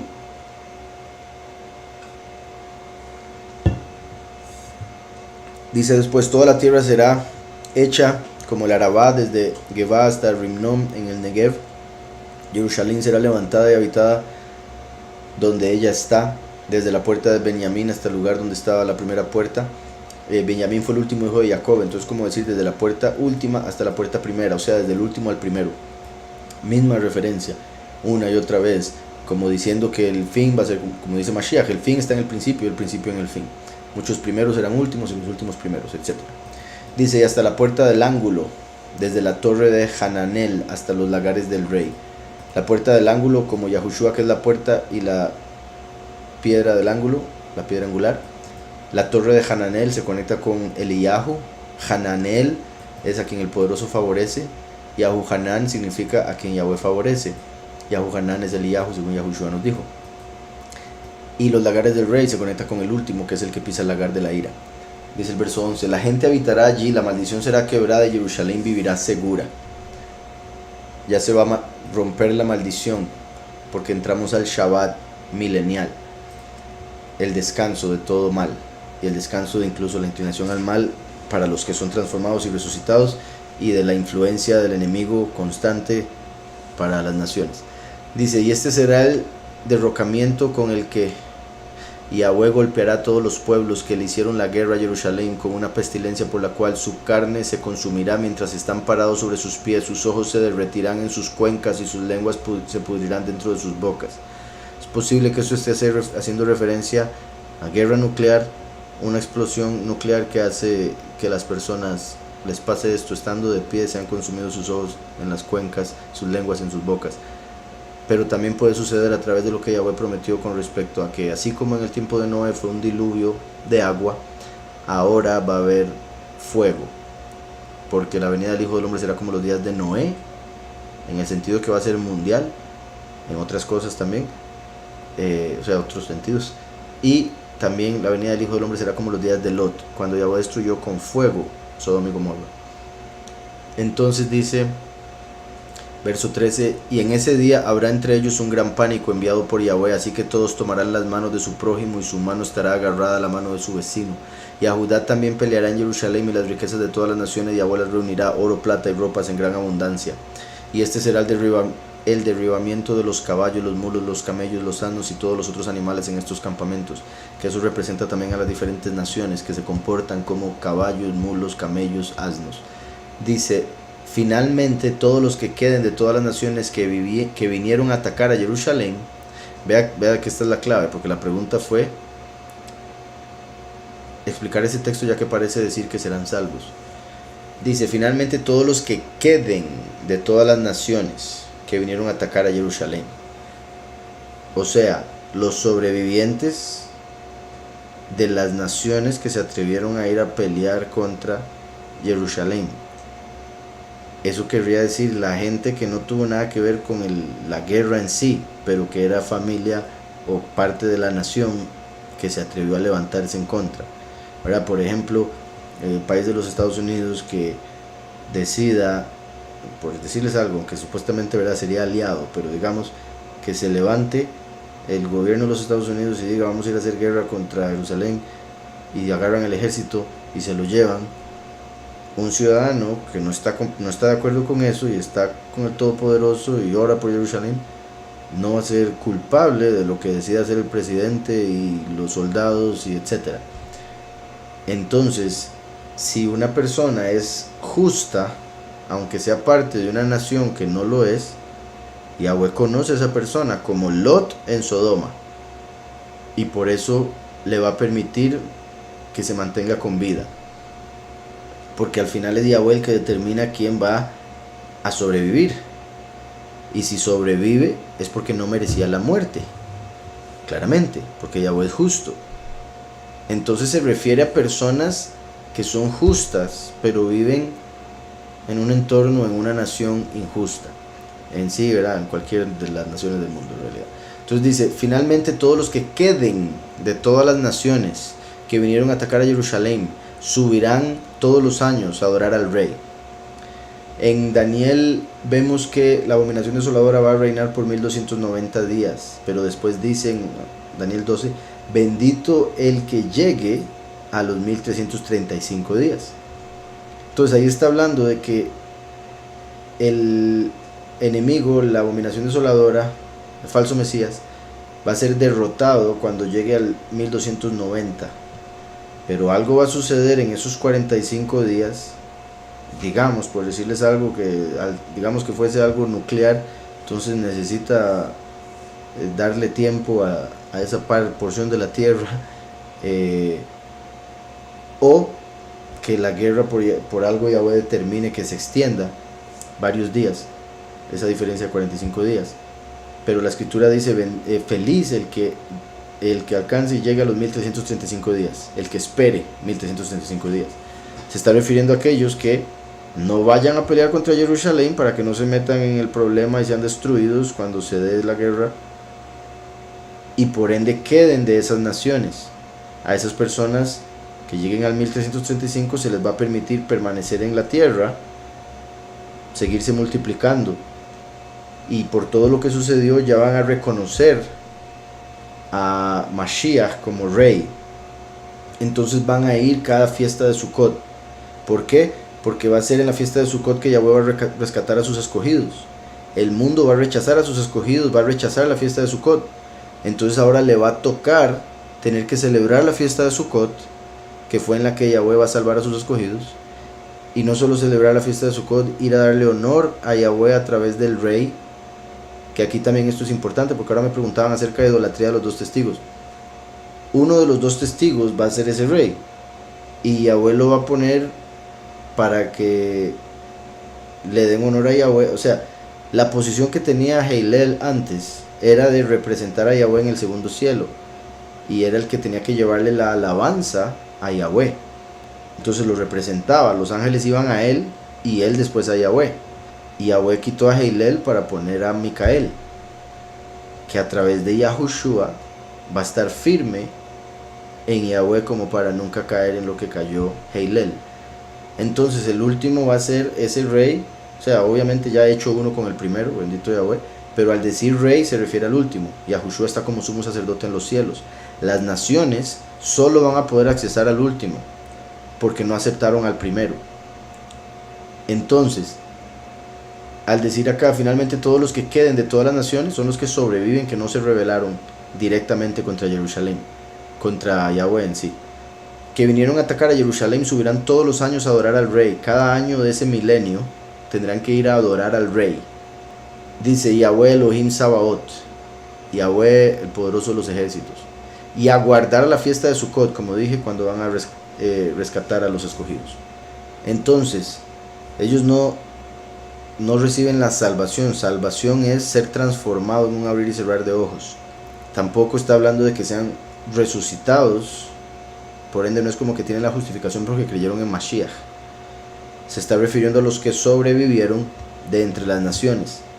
Van a poder permanecer durante el milenio en la tierra. No es como que Yahweh los va a matar a todos. Dice, ¿me puede decir cómo es la forma correcta de guardar el Shabbat? El verdadero Shabbat es el milenio que está por iniciar, cuando vamos a descansar del pecado.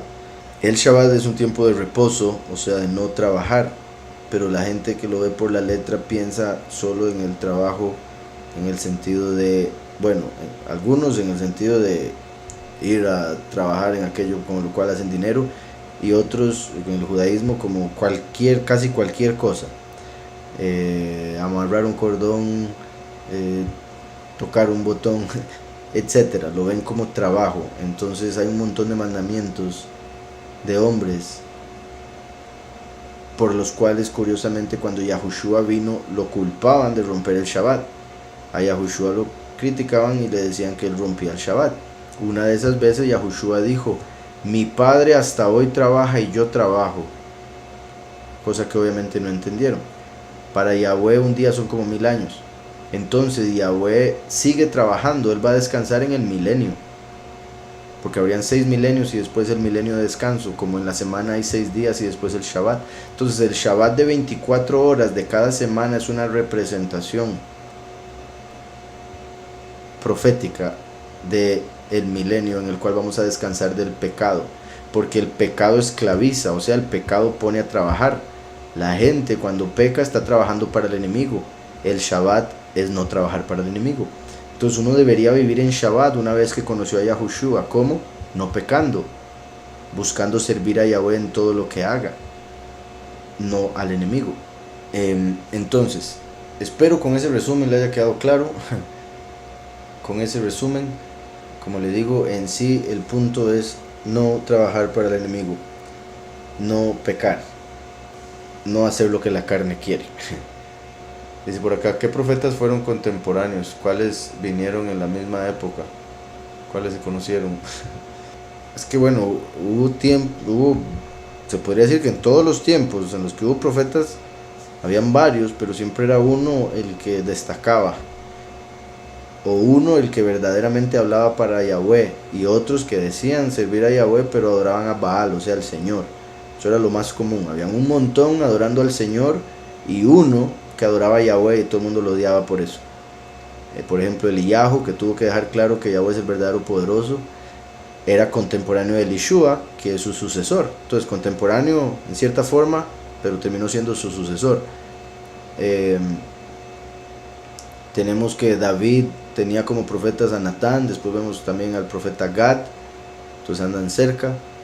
El profeta, o sea, bueno, lo que llaman los profetas menores son los que llegaron como en los últimos, como 200 años antes de venir Mashiach, y bueno, en realidad un poco más de tiempo.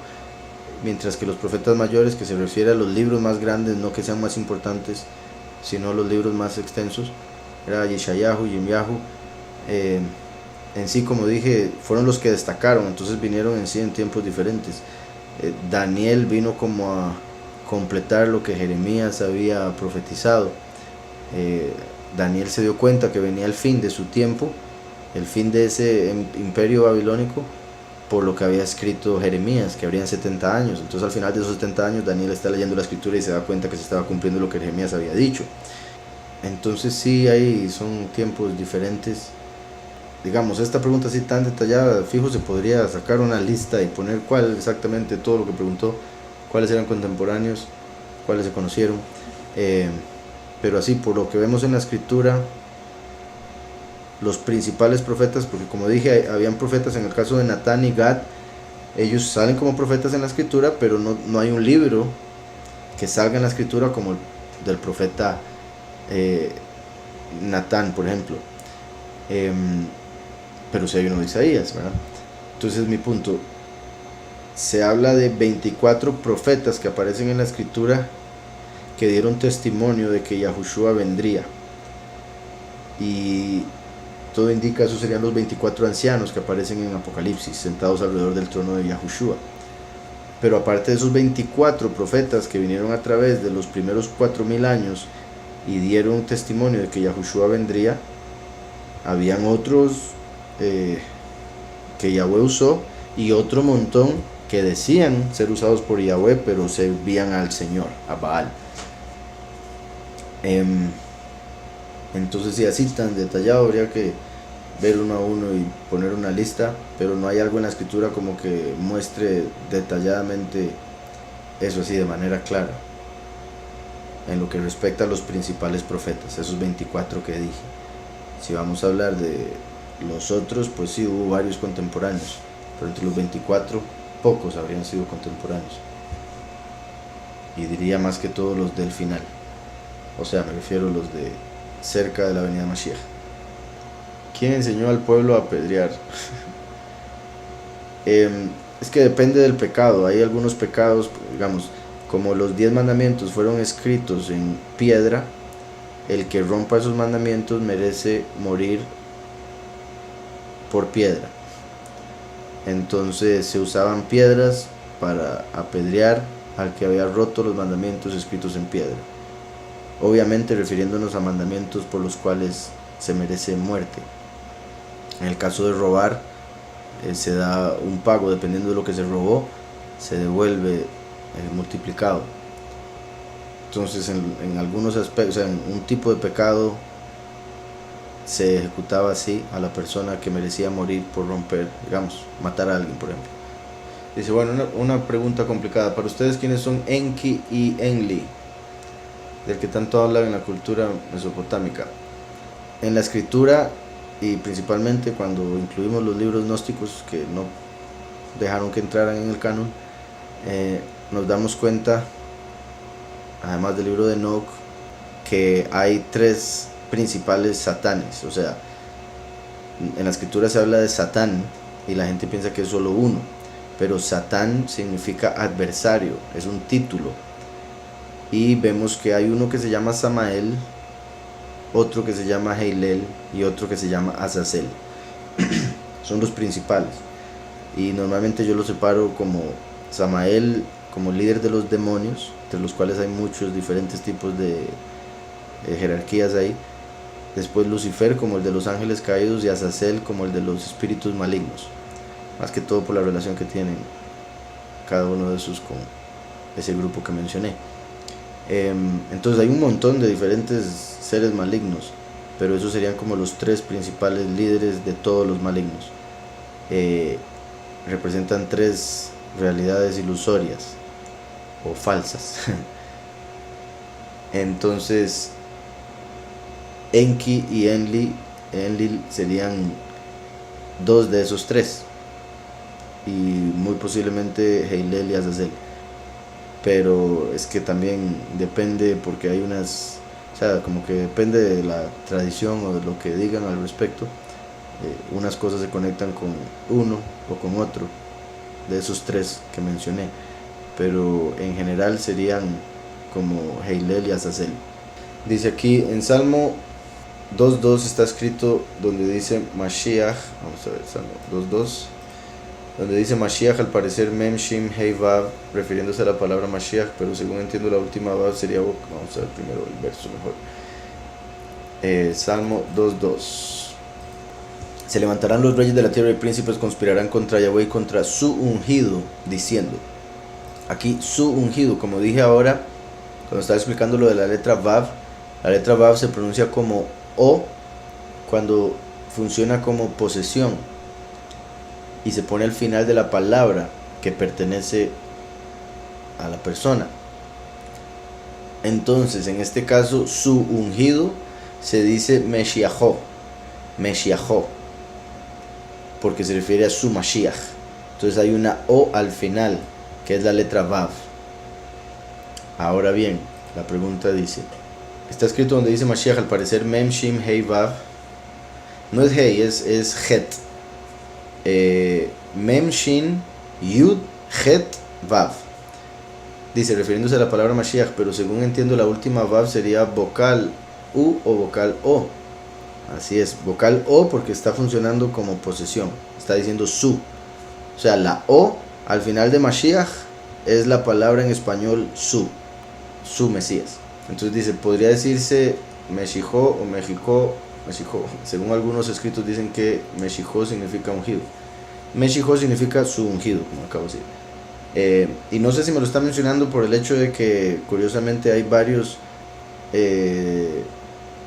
personas, no sé exactamente cómo llamarlos, que dicen, y estaría de acuerdo al menos en la pronunciación y en otros aspectos, pero por ejemplo México, la X se pronuncia como la Shin en hebreo, entonces sería Meshijó o Meshijó, y curiosamente eso es su ungido. Entonces hay quienes consideran que eso es evidencia de que el pueblo israelita, las tribus perdidas de Israel, estaban en la tierra que hoy en día es México, y que por eso se le dio ese nombre, haciendo honor al Mesías.